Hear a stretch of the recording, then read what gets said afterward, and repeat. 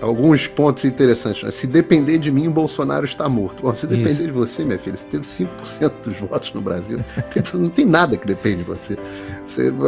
Foi a 8ª opção da terceira via, teve todo o apoio do establishment possível, o Beautiful People todo te incensando, ficou posando de vitimista, eu sou a mulher. Não sei. Lembrando, né, Paulo, que ela perdeu no estado dela, né?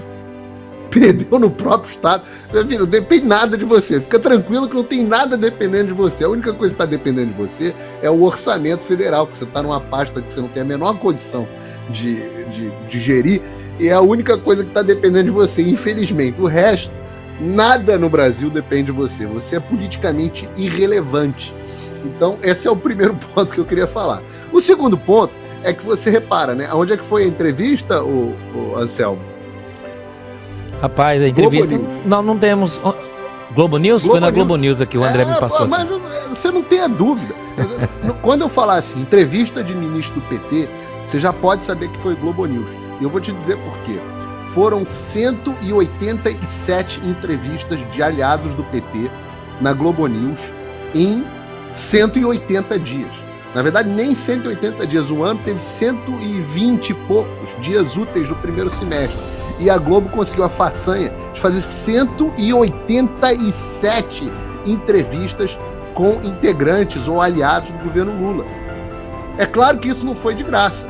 A Globo recebeu, no primeiro semestre de 2023, simplesmente aproximadamente entre 50 e 60 milhões de reais, que é mais do que o dobro do que ela proporcionalmente recebeu no governo Bolsonaro.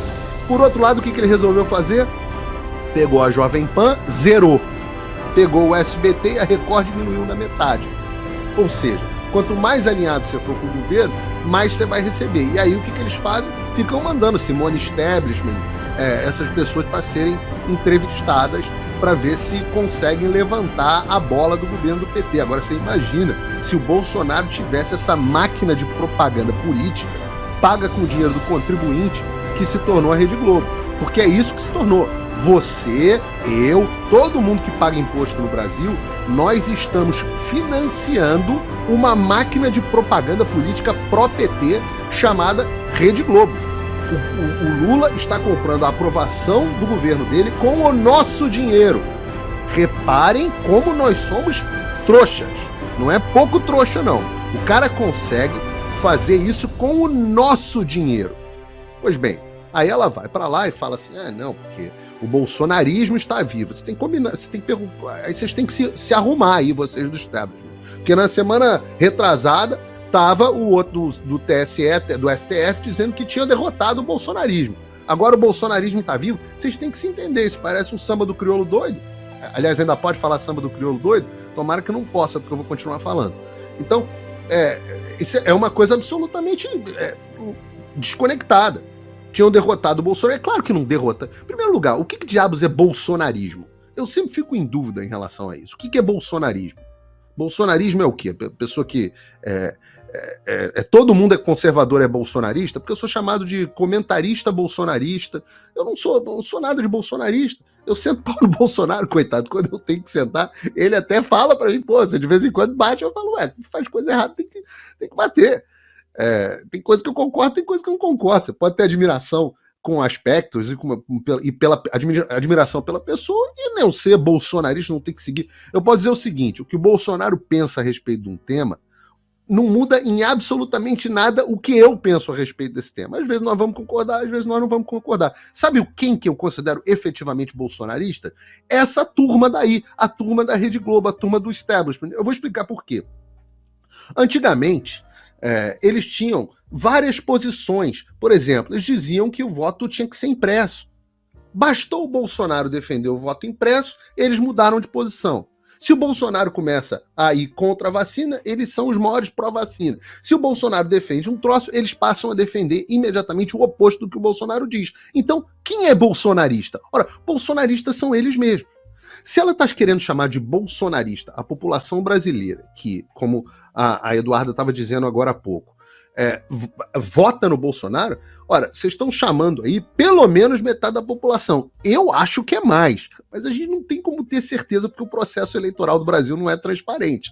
Se a gente tivesse como saber confiar no processo eleitoral, a gente podia até dizer qual é o percentual, mas pelo menos uma metadinha aí do Brasil. E vocês acham mesmo que vocês vão conseguir calar metade da população do Brasil? A gente está falando aí de mais de 100 milhões de pessoas.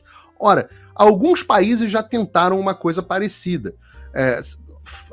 Campos de reeducação, né? O Mao Zedong, por exemplo, fez a Revolução Cultural, o Grande Salto Adiante, fez uma série de campanhas para tentar moldar o pensamento da população. Sabe qual é o problema?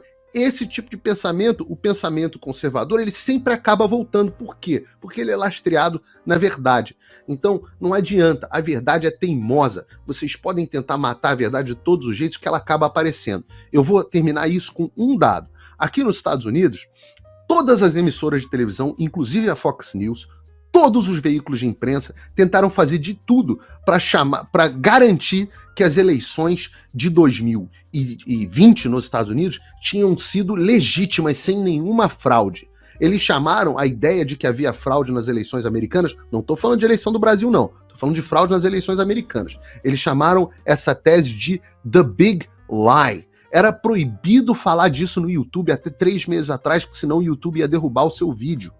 Uma campanha maciça, todos os atores, Hollywood, academia, todo mundo dizendo que as eleições americanas tinham sido legítimas e que a ideia de que havia sido fraude era the big lie, a grande mentira. Pois bem, uma pesquisa divulgada na semana passada mostrou que 58% da população americana, ou seja, bem mais da metade, dizem que o Joe Biden não teve 81 milhões de votos de jeito nenhum.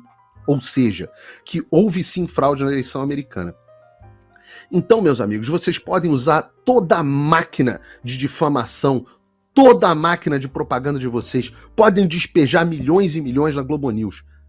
A verdade é teimosa, ela acaba aparecendo. E por isso que vocês chamam de bolsonarismo não vai ser derrotado, não vai desaparecer. Ele vai continuar vivo, porque você não consegue matar Simone Tebet nem em 4 anos, nem em 40 anos, a verdade.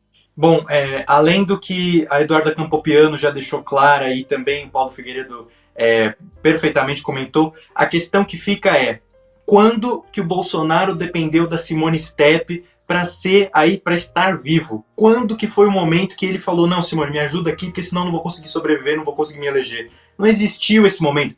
E por que eu falo Simone Tebet? Porque de tanta insignificância dessa parlamentar, nem o próprio presidente, a qual ela é ministra, sabe o nome dela direito. Tanto que lá, vocês podem até pegar os cortes, né, dos debates que tiveram, diversas vezes ele chamava ela pelo nome errado, etc. E hoje ela está em um dos ministérios, um dos supostos ministérios que o Lula criou para fazer as alianças com o centro. E esse excesso de acordos aí já está escancarado, esse excesso de alianças com o centro já está escancarado. Tanto o Lula está tendo que rebolar, haja vista aí a cirurgia que ele teve que fazer no quadril. Então imagina a quantidade de acordos que ele está tendo que fazer de um lado para o outro, está até aí tendo alguns problemas já. Só isso que eu queria comentar, porque já foi muito bem colocado aí pelo Paulo e pela Eduardo.